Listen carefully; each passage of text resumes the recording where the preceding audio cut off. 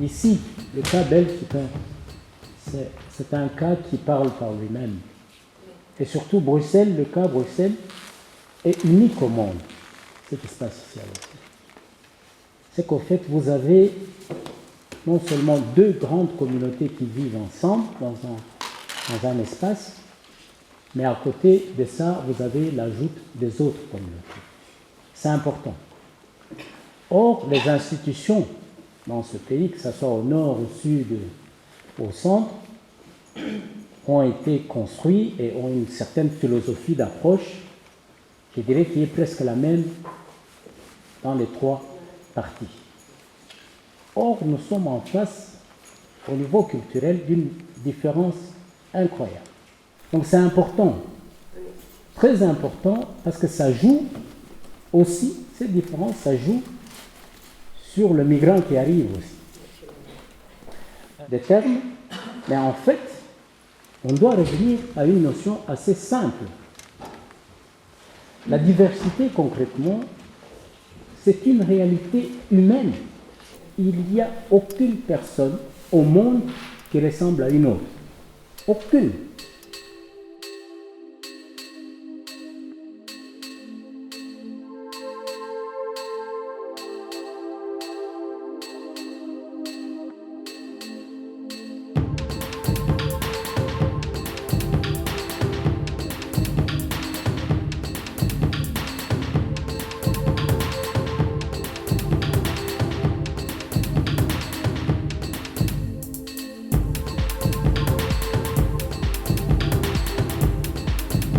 Alors il y a des réseaux qui existent, qui sont bien formalisés, et puis on a aussi tenu à mettre les réseaux dits informels, parce qu'ils sont peut-être pas formalisés, plus factuels et un peu plus underground. Et c'est aussi trouver les moyens pour que les uns et les autres se rencontrent.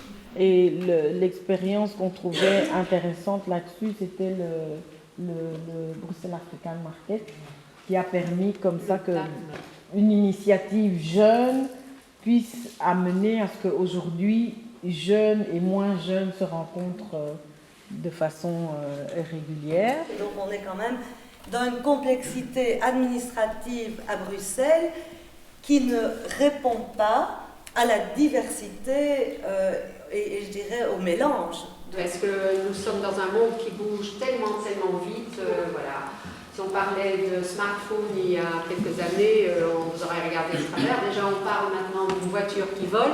Voilà, donc nous sommes quand même dans un monde qui bouge très vite. Donc il faut surtout éviter la lenteur entre les différents opérateurs. L'obstacle à lever, c'est créer une réelle citoyenneté. Donc, citoyenneté-identité, ça veut dire on est tous citoyens, on a tous des droits et des devoirs et donc c'est en lien aussi avec la citoyenneté. Donc, connaître ses droits, voilà, avoir une place dans la société en fait.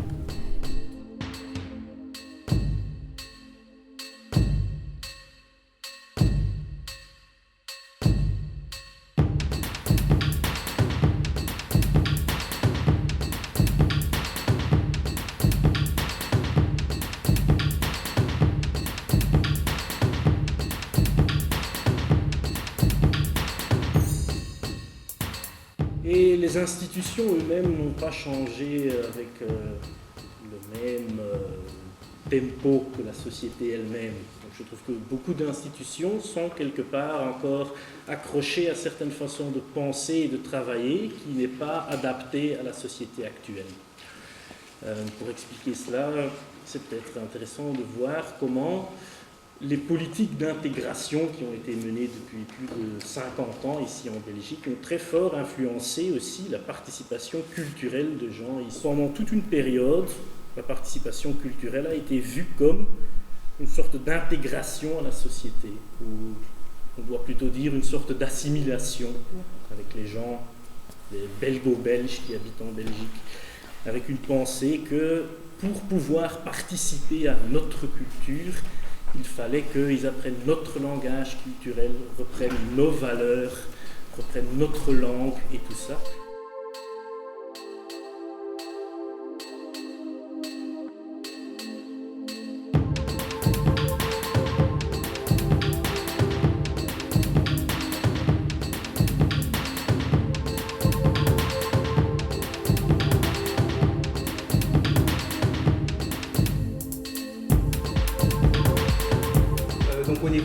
manquant, on a trouvé qu'il manquait peut-être des espaces, des moments un peu hors institution où on pourrait favoriser la discussion et les échanges, que c'est toujours très, très cloisonné, que ce serait bien que ça sorte un peu de tout ça. Il y a aussi peut-être un manque de temps et de vision à long terme, de nouveau souvent lié à d'autres priorités politiques qui ne sont pas forcément les mêmes. L'attitude, là aussi, c'est un élément qui est très important. Des fois, on voit que si c'est l'attitude envers l'autre n'est pas vraiment acceptée, n'est pas vraiment positive, que aussi des formes de collaboration ne fonctionnent pas vraiment bien. Alors il faut aussi travailler sur l'attitude. La parole, c'est pas tout de leur donner la parole, ça suffit pas de dire on va donner la parole aux autres, c'est aussi de pouvoir écouter et prendre en compte leurs paroles, leurs besoins, leurs comportements. Plus utilisé, je dis, ça a été celui de espace. Espace de négociation, de réflexion, expérimentation, pratique, échange, connaissance, physique, hors de le mur des institutions, culturelles. Et c'est peut-être que dedans ces espaces, nous pouvons partir avec le changement. Parce que il y a plein d'exemples où on crée des espaces, mais de façon très contrôlée et très, culturalisée.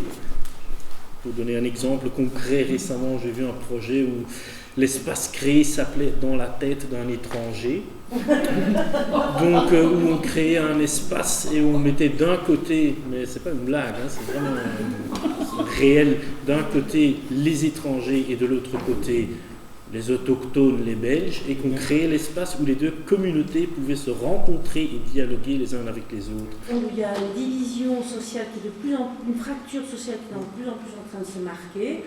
Et si on se réunissait pour dire non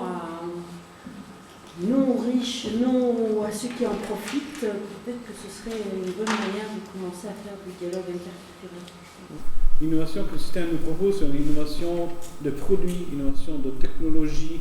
Il a complètement oublié l'innovation sociale. Attention à fracture profonde qui nous bouge à sortir du système formel, parce qu'on a besoin de trouver des solutions qui sont empêchées par les règles, le code du système formel, les priorités.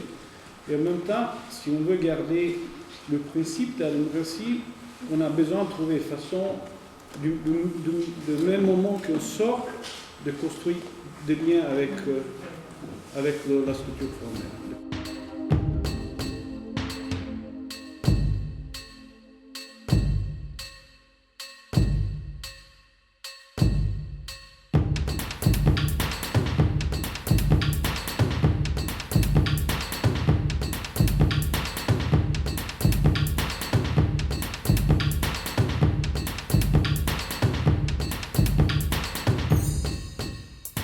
Les politiques publiques par rapport à ça, de quelle manière interfèrent-elles par rapport à ça?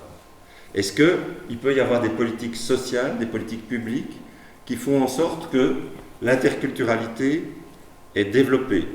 Et est-ce qu'il y a d'autres politiques publiques qui au contraire favorisent la ghettoisation de certaines populations? Ce sont des questions qui me semblent tout à fait importantes, essentielles même, et qui concrétise, je dirais, tout le débat que nous avons eu hier. Comment ces éléments permettent de participer à une société multiculturelle ou une société interculturelle? Il ne peut pas y avoir cohésion sociale s'il n'y a pas un enjeu culturel. La culture est un outil de cohésion sociale. Mais cette culture est un outil de cohésion sociale. Et on voit aussi que dans l'autocréation d'emplois, on a une partie de la population importante dans l'autocréation d'emplois qui sont des personnes du milieu culturel.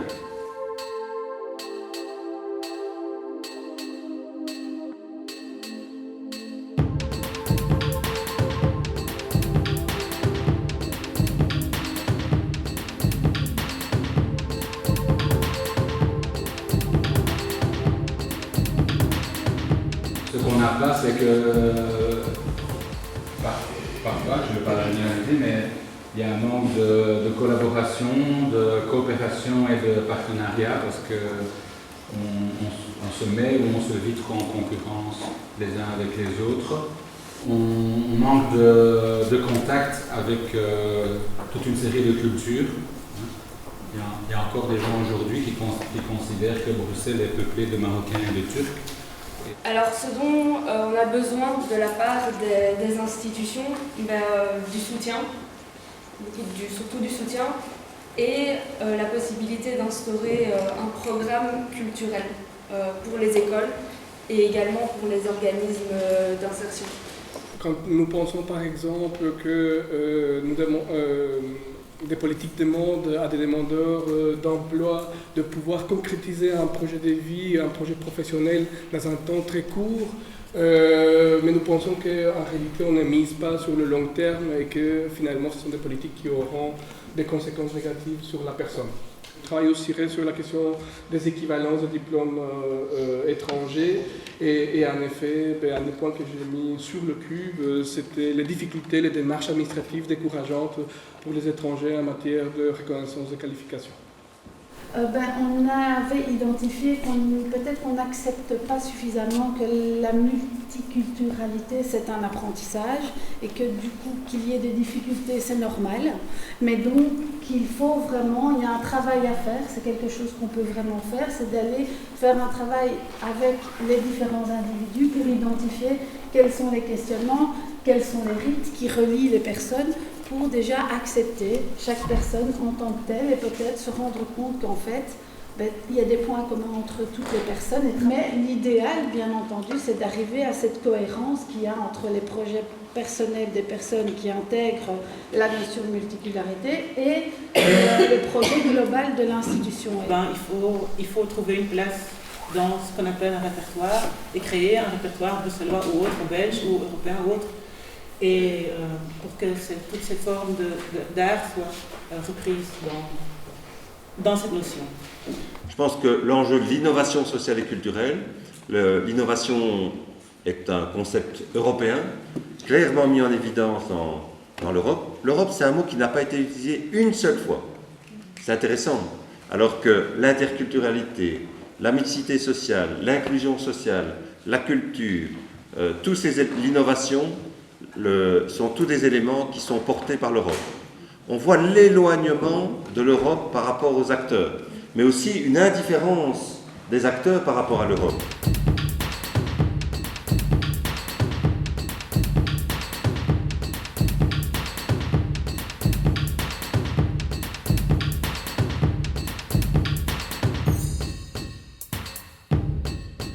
Je trouve qu'on ne peut pas oublier dans tous nos exercices cette terrible difficulté de chercher la cohérence. Chercher la cohérence entre les concepts et les pratiques. C'est toujours difficile de se mettre en relation avec l'abstraction quand on est dans la pratique, et parfois même le contraire. Plusieurs fois, parler d'ouverture à l'innovation, d'inflexibilité, de changer, dans transformation continue, et en même temps on parle des identités, de comment préserver des identités.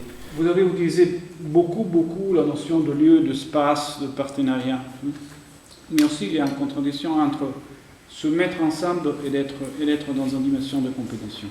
Quelle condition de contexte doit changer pour transformer un certain niveau de compétition à un niveau de partenariat et coopération?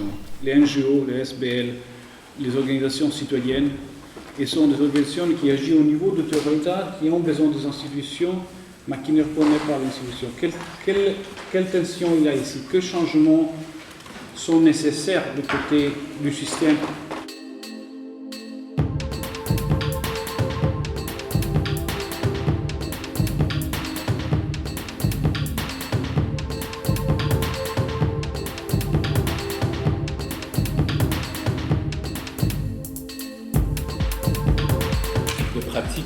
D'ailleurs qui seraient utiles généralement à réintroduire, parce que c'est parfois des choses qui existaient avant ici et qu'on a oubliées ou qu'on a balancées. On parle de cohésion sociale et on parle de dialogue interculturel. Et donc on parle de dialogue entre des cultures différentes. Et en même temps, au sein d'une même culture, il peut y avoir plein de différences et plein de problèmes pour arriver à vivre ensemble quand même avec ses voisins belges.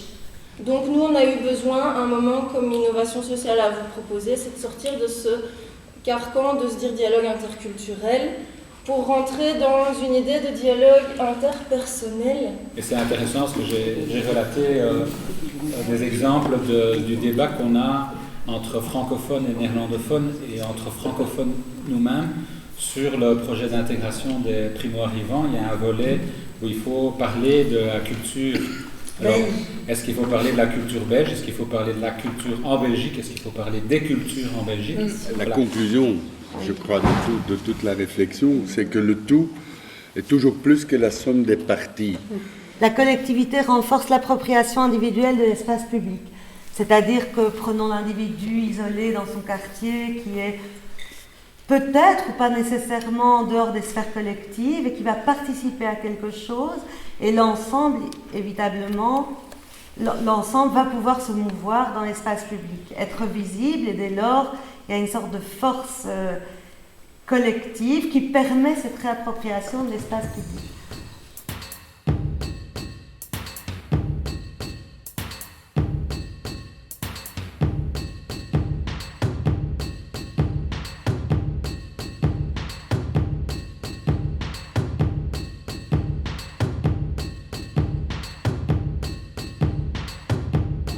Et effectivement, on nous enferme toujours dans des finalités dès le départ, alors qu'il y a une expérimentation nécessaire pour respecter peut-être le dialogue interculturel. L'Europe doit prendre le temps de respirer, réfléchir sur différents domaines, parce qu'aujourd'hui, l'Europe, ils en parlent. Ils en parlent des modèles qui ne sont que des échecs et des échecs. Et si on accepte l'échec, on doit prendre le temps de s'arrêter et voir comment innover, comment changer. En fait, la conclusion que je me suis permis d'écrire à la fin, parce qu'on cherchait un truc concret à vous dire, c'était de créer des politiques animées. Donc il faudrait peut-être essayer de trouver des gens qui sont justement... Vous savez, il y a des danseurs, il y a certains qui dansent sur les temps, il y a des gens qui peuvent danser sur les contre-temps. Vous voyez, ça veut dire avoir des cellules de gens qui réfléchissent à contre-temps et pas toujours en réponse ou dans le temps, dans un temps bien imparti. Casser un peu les codes de fonctionnement, vases communicants. Je pense qu'il faut de temps en temps aussi créer la ressource pour pouvoir remplir les vases.